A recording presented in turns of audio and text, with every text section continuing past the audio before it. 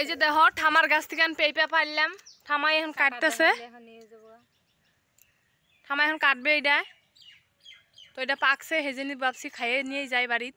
তো ঠাকুমা বললো একটা পেঁপে পেকেছে গাছে, তো পেরে দিতে বললো। এই যে দেখো কতটা সুন্দর, কি সুন্দর করে পেকে গেছে, খুব সুন্দর হয়েছে। তো ঠাকুমাকে বললো, মনে হয় স্বাদই আছে পেঁপেটা। তো আজকের জন্য এটুকুই। ভালো লাগলে লাইক করুন, শেয়ার। তো কাটো ঠামা, তারপর দেখি ভালো করে পাকাই নাই, কাঁচা কাঁচাই রয়েছে।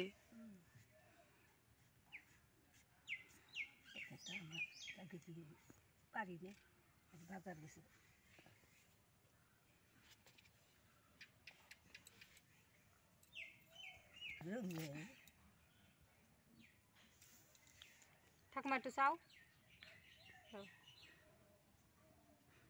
কাঁচা ঠামা, কাঁচা কাঁচা আলবো। তুমি হিদু দেখাও ঠাকুমা, স্বাদ লাগবো মিষ্টি লাউর মতো। শুনছ ফটোটা ছাড়।